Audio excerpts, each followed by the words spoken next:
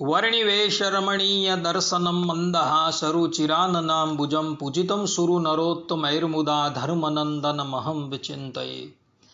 असतो मा षड्गमय तमसो मा ज्योतिर्गमय मृत्युर्मा अमृतं गमयः। ओम शांति शांति शांति। આજની જ્ઞાન સભાની અંદર પધારનારા બધા જ ભગવદ્ ભક્તોને વેદાંતાચાર્ય, પુરાણ ઇતિહાસાચાર્ય અને ફિલોસોફી શાસ્ત્રી રાકેશભાઈના હેતપૂર્વક જય સ્વામિનારાયણ. ભક્તો, ભગવાન સ્વામિનારાયણ શિક્ષાપત્રીના 79માં શ્લોકની અંદર પોતાના સમસ્ત આશ્રિતોને આજ્ઞા કરતા કહે છે કે એકાદશી નામ સર્વાસામ કર્તવ્યમ વ્રતમાદરાત, અને સર્વદે એકાદશીઓ તેમનું વ્રત જેતી આદર થકી કરવું. ને આ જ પ્રમાણેની આજ્ઞા જગદગુરુ વલ્લભાચાર્યજીએ, નિંબાર્કાચાર્યજીએ, રામાનુજાચાર્યજીએ ઇત્યાદિ વૈષ્ણવ આચાર્યોએ પોતાના આશ્રિતોને આપી છે, તથા શૈવ આચાર્યોએ પણ પોતાના આશ્રિતોને આપેલી છે. એનું કારણ કે શાસ્ત્રોની અંદર એકાદશીનો એટલો મહિમા જે છે એ ગાવામાં આવેલો છે. જેમ પદ્મપુરાણના ઉત્તરખંડની અંદર અધ્યાય 39માં ભગવાન શંકર જે છે એ એકાદશીનો મહિમા બતાવતા પોતે કહે છે કે તપસ્વીનો ગૃહે યશ્ય ભુંજતે ચ દ્વિજોત્તમઃ તત્ફલમ જાયતે નૂનમ એકાદશ્યોપવાસિનઃ. અર્થાત કે જે તપસ્વી મનુષ્યના ઘરે ઉત્તમ બ્રાહ્મણો ભોજન કરે તેથી જે ફલ પ્રાપ્ત થાય છે તે જ ફલ હર કોઈ એકાદશી ઉપવાસ કરનારાને મળે છે. અને આ જ પ્રમાણેની વાત ભગવાન સ્વામિનારાયણે સત્સંગી જીવનની અંદર તૃતીય પ્રકરણના 31મા અધ્યાયની અંદર પણ કહેલી છે. ભગવાન સ્વામિનારાયણ કહે છે કે અશ્વમેધ સહસ્રાણી રાજસૂય શતાની ચ એકાદશ્ય ઉપવાસસ્ય ફલામ નારહંતી ષોડશીમ.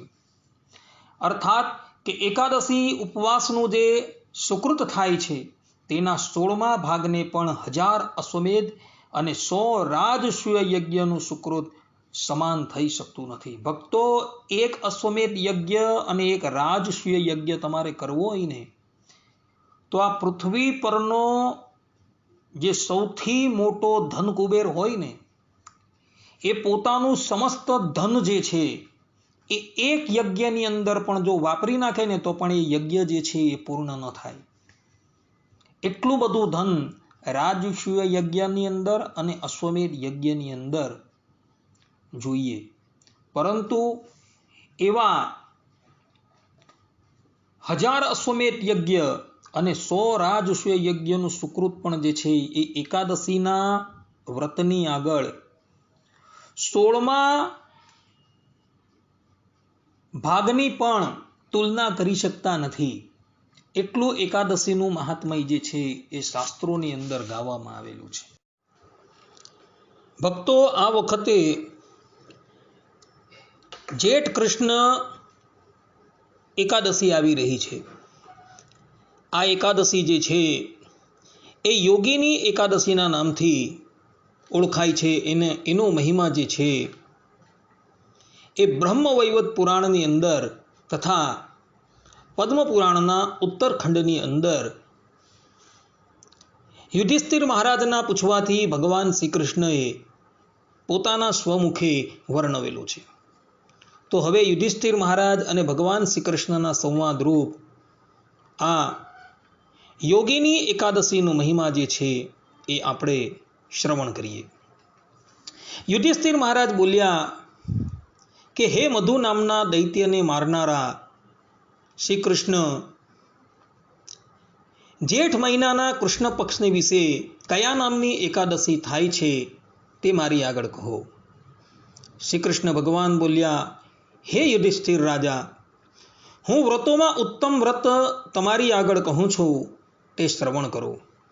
જે એકાદશીનું વ્રત સર્વ પાપોને ક્ષય કરનારું, ભોગ દેનારું અને મોક્ષ આપનારું છે. હે નરપતિઓમાં શ્રેષ્ઠ યુધિષ્ઠિર રાજા, જેઠ મહિનાના કૃષ્ણ પક્ષને વિશે મોટા પાપને મટાડનારી તથા સંસારરૂપી સમુદ્રમાં ડૂબેલાઓની પૂર્વે નૌકારૂપ બનેલી જેઠ મહિનાના કૃષ્ણ પક્ષની યોગીની એવા નામની પ્રસિદ્ધ એકાદશી છે. હે નરોના અધિપતિ યોગીની એવે નામે પ્રસિદ્ધ એકાદશી 3 જગતમાં સારરૂપ થયેલી છે તે સાંભળો. પૂર્વે શિવજીની પૂજા કરનારા અલકાપુરીના ધનપતિ કુબેર નામે પ્રસિદ્ધ યક્ષનો હેમમાલી એવે નામે પ્રસિદ્ધ ફૂલ લાવનારો બટુક હતો. તે હેમમાલીને સુંદર રૂપવાળી વિશાલાક્ષી નામની સ્ત્રી હતી. વળી વિશાલાક્ષીને વિશે સ્નેહવાળા હોવાથી કામરૂપી પાસમાં સપડાઈ ગયેલો નિરંતર શિવની પૂજાના તાણે કુબેર નામના યક્ષને સારું ફૂલોને લાવનારો અને એક દિવસે વિશાલાક્ષીનું મુખ જોઈને અતિ મોહિત થઈ ગયેલો તે હેમમાલી માનસ નામના સરોવરમાંથી ફૂલોનો જથ્થો લાવીને પોતાની સ્ત્રી સાથે પ્રેમમાં જોડાયા, અર્થાત કે પ્રેમ પાસમાં બંધાઈ ગયો. તેથી કુબેરને પૂજન કરવાને ઠેકાણે ફૂલ પહોંચાડવા ન જતા સ્ત્રી સાથે શૃંગાર રમવા ઘેર રહ્યો. હે યુધિષ્ઠિર રાજા, હવે કુબેરજી દેવ મંદિરમાં શિવજીની પૂજા કરે છે. એવામાં મધ્યાહનનો સમય થયો, તેથી ફૂલની વાટ જુએ છે. પણ હેમમાલી બટુક તો ઘરે સ્ત્રીની સાથે ક્રીડા કરે છે.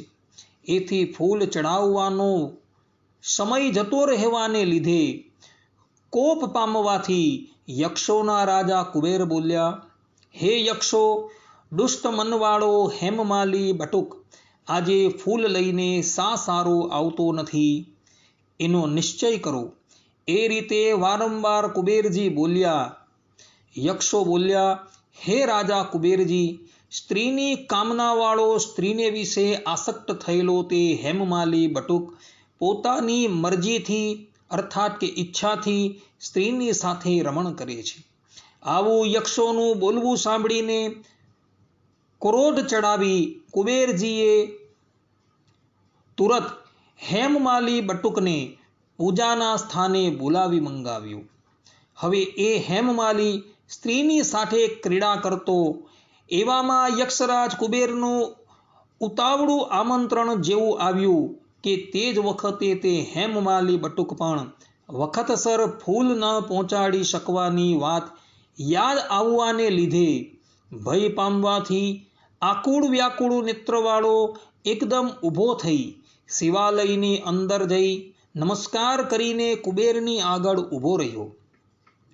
તે વખતે તે હેમમાલીને જોવા માત્રમાં જ ક્રોધ આવવાથી લાલચોળ નેત્રવાળા કુબેરજી ક્રોધાવિષ્ટ થઈ ગયા. પછી ક્રોધથી ભરેલા એવા અને જેના હોઠો ફરકે છે એવા કુબેરજી નીચે પ્રમાણે કહેવા લાગ્યા. કુબેરજી બોલ્યા, હે પાપિયા, દુષ્ટ વર્તણૂકવાળા, તે આજે દેવોનું અપમાન કર્યું છે. એટલે માટે સદા સ્ત્રીની સાથે વિયોગ પામી કોઢિયો થઈ તથા સ્થાનકેથી ભ્રષ્ટ થઈને અધમ સ્થાનકે જા. આવું કુબેરજીનું વચન સાંભળીને તે ઠેકાણેથી તે નીચે પડ્યો અને કોળ નીકળવાને લીધે દેહમાં પીડા થવાથી મોટું દુઃખ થવાને લીધે દુઃખી થયો. એ રીતે શરીરે દુઃખી એવો તે હેમમાલી બટુક ભયંકર વનને વિશે જળ પણ પામતો નથી, તેમ અન્નનું પણ સુખ પામતો નથી, તેમ દિવસે પણ સુખ પામતો નથી, તેમ રાત્રિના નિદ્રા પણ તેને આવતી નથી. તેનું એ કારણ છે કે છાયામાં બેસે તો શરીરમાં પીડા થાય છે અને તડકામાં બેસે તો પણ શરીરમાં અત્યંત પીડા થાય છે. એ રીતે દિવસ રાત્રિ જો કે શરીરને વિશે પીડા થાય છે ખરી, તો પણ શંકરની પૂજા કરવાના પ્રતાપથી તેની સ્મરણ શક્તિનો નાશ થયો નહીં. એ રીતે જો કે પાપથી પરાભવ પામેલો છે તો પણ સ્મરણ શક્તિને લીધે પોતાના પૂર્વના કર્મને સંભાળતો વનની અંદર ફરતો હતો. ત્યાંથી પર્વતોમાં ઉત્તમ એવા હિમાલય પર્વત તરફ તે ગયો. હે રાજા યુધિષ્ઠિર, તે પર્વતને વિશે જેનું આયુષ્ય બ્રહ્માજીના 7 દિવસ પર્યંતનું છે એવા તથા તપની ખાણરૂપ ઉત્તમ મુનિ માર્કેન્ડેય ઋષિને તેણે જોયા. પાપ કર્મ કરનારો તે હેમમાલી બટુક બ્રહ્માજીની સભાના સરખો તે મુનિનો આશ્રમ જોવાથી તેની અંદર જઈ દૂરથી તેમના ચરણોમાં નમ્યો.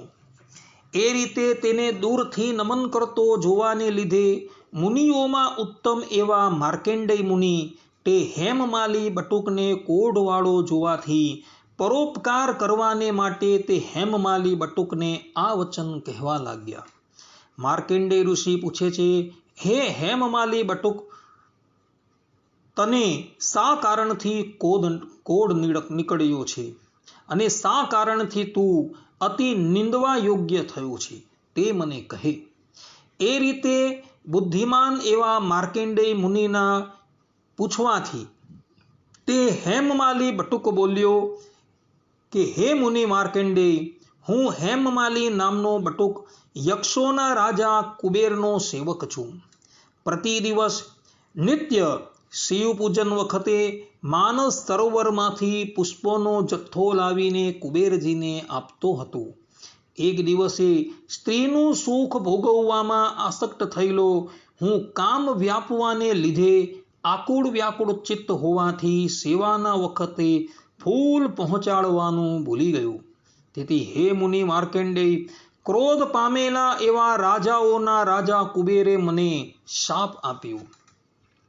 એ રીતે શાપ મળવા માત્રમાં કોઢ નીકળવાથી દુઃખી એવો હું સ્ત્રીની સાથે પણ વિયોગવાળો થયો છું. હમણાં મારા સારા કર્મ વડે હું તમારી પાસે આવ્યો છું. હે મુનિઓમાં શ્રેષ્ઠ માર્કેન્ડેય મુનિ, મારા સુકૃતને લઈને તમારા દર્શન મને થયા છે. હે મુનિઓમાં શ્રેષ્ઠ માર્કેન્ડેય મુનિ, સારા અર્થાત દયાવાળા એવા પુરુષોનું ચિત્ત સ્વભાવથી જ પારકાઓનું ભલું કરવામાં સમર્થ હોય છે. એ રીતે હું આપને ભલું કરવામાં સમર્થ માનીને મેં પાપ કરેલ છે માટે મને કંઈક શિક્ષા કરો.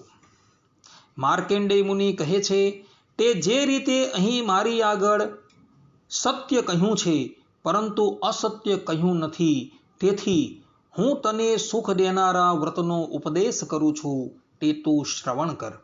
અષાઢ માસના કૃષ્ણ પક્ષને વિશે તું યોગીની એકાદશીનું વ્રત કર કે જેથી એ વ્રતના પુણ્યના પ્રભાવથી તું જરૂર કોઢથી મુકાઈશ. એવી રીતનું મુનિનું વચન સાંભળીને તે હેમમાલી બટુક તે મુનિના ચરણમાં પડી ગયો. એટલે માર્કેન્ડેય મુનિએ એને હાથ ઝાલીને ઊભો કર્યો. તેથી તે અતિ હર્ષવાન થયો, અર્થાત બહુ પ્રસન્ન થયો અને માર્કેન્ડેય મુનિના કહેવા પ્રમાણે તેણે ઉત્તમ વ્રત કર્યું. તેથી તે હેમમાલી બટુક આ એકાદશીના મહિમાથી દેવતાના સરખા રૂપવાળો થઈ તથા સ્ત્રીની સાથે સંયોગ સુખ પામીને ઉત્તમ સુખ ભોગવવા લાગ્યો. હે નરપતિઓમાં શ્રેષ્ઠ રાજા, આવા પ્રકારનું યોગીની એકાદશીનું વ્રત કહ્યું છે. વળી 88,000 બ્રાહ્મણોને જમાડવાથી જે ફલ પ્રાપ્ત થાય છે તે જ ફલ યોગીની એકાદશીનું વ્રત કરનારો પ્રાપ્ત કરે છે. આ યોગીની એકાદશી મોટા પાપનો નાશ કરનારી તથા મોટા પુણ્યોના ફળને દેનારી છે. અષાઢ મહિનાની કૃષ્ણ પક્ષની યોગીની નામની એકાદશી કહી અને હે નૃપ, આ યોગીની એકાદશીનો પાઠ કરવાથી અને સાંભળવાથી હજારો ગાયો દીદાનું ફલ પ્રાપ્ત થાય છે. એ પ્રમાણે શ્રી બ્રહ્મવૈવત પુરાણને વિશે અષાઢ મહિનાના કૃષ્ણ પક્ષની યોગીની નામની એકાદશીનું મહાત્મય સંપૂર્ણ થયું. ભક્તો, આ એકાદશીની અંદર સ્પષ્ટ રૂપે ભગવાન શ્રી કૃષ્ણ યુધિષ્ઠિર મહારાજને કહે છે કે ગમે એટલા મોટા પાપવાળો મનુષ્ય હોય અને આ જો યોગીની એકાદશીનું વ્રત કરે છે ને તો એ બધા જ પાપોથી મુક્ત થાય છે. જેમ કુબેરનો અનુચર જે હેમમાલી હતો એ કુબેરજીનો અપરાધ કરે છે અને અપરાધને લઈને કુબેરજીના શાપના એણે ભાજી થવું પડે છે. પરંતુ માર્કંડેય ઋષિના માર્ગદર્શન હેઠળ એ આ યોગીની એકાદશીનું ઉત્તમ વ્રત કરે છે ને તો એ પોતાના પાપથી મુકાઈ જાય છે. માટે ભક્તો, આ યોગીની એકાદશીનું વ્રત તમે અવશ્ય કરજો. ભગવાન શ્રી કૃષ્ણ અહીં સ્પષ્ટ રૂપે કહે છે કે 88,000 બ્રાહ્મણોને જમાડવાથી જે ફલની પ્રાપ્તિ થાય છે તે જ ફલ કેવલ યોગીની એકાદશીનું વ્રત કરનારો જે છે પ્રાપ્ત કરે છે. માટે ભક્તો, આ પ્રમાણેનો મહિમા જે છે એ મહિમા વિચારીને આ એકાદશીનું વ્રત જે છે એ તમે અવશ્ય કરજો, તો તમે આ લોકની અંદર અને પરલોકની અંદર અવશ્ય સુખી થશો. ભક્તો, એકાદશીને દિવસે જાગરણ કરવાનું પણ ખૂબ મહાત્મય શાસ્ત્રોની અંદર કહ્યું છે. ભગવાન સ્વામિનારાયણ સત્સંગી જીવનના તૃતીય પ્રકરણના 33મા અધ્યાયના 186 થી 188મા શ્લોકની અંદર પોતે કહી રહ્યા છે કે એકાદશીને દિવસે રાત્રિને વિશે ભગવત કીર્તન આદિ વડે જાગરણ કરવું. રાત્રિએ જાગરણ માટે વિષ્ણુ મંદિરમાં કે સંત મંડલ સન્નિધિમાં જતા પુરુષને પદે પદે અશ્વમેધ યજ્ઞના ફલની સિદ્ધિ થાય છે. તેમાં જાગરણ માટે પ્રવર્તેલા પુરુષોએ પુરુષ એવા જ સંતોના મંડળની સમીપે જવું, સ્ત્રીઓએ તો સતી સ્ત્રીઓના જ મંડળની સમીપે જવું. તે જાગરણ ભગવાનની કથા વગેરે વડે જ કરવું, પણ દ્યોત, ગ્રામ્ય વાર્તા વગેરે વડે તો ક્યારેય પણ ન કરવું. અહીં ભગવાન સ્વામિનારાયણ સ્પષ્ટ રૂપે કહે છે કે એકાદશીને દિવસે જે જાગરણ કરવાનું છે એ જાગરણ જે છે એ ગ્રામ્ય વાર્તા, ગામ ગપાટા મારીને નથી કરવાનું, પરંતુ ભગવાન શ્રી હરિના કીર્તન કરીને જ એ જાગરણ કરવાનું છે. નામ સ્મરણ કરતા થકાથી જાગરણ કરવાનું છે. હરિચરિત્રામૃત સાગરની અંદર આધારાનંદ સ્વામી 15મા પૂરના 98મા તરંગના 30 થી 33મા શ્લોકની અંદર પોતે કહે છે કે ભગવાનને રાજી કરવા માટે શ્રદ્ધા રાખીને જે એકાદશીનું જાગરણ કરે છે તેનું ફલ હરિભક્તોને અવિચલ અક્ષરધામમાં મળે છે. જે એકાદશીના 4 પહોરનું જાગરણ ન કરી શકતો હોય તો તેણે 3 પહોરનું જાગરણ કરવું અને તેમાં શ્રદ્ધાયુક્ત થઈ ભગવાનના નામની ધૂન કરવી, અર્થાત કે નામ સ્મરણ ઇત્યાદિ કરવું.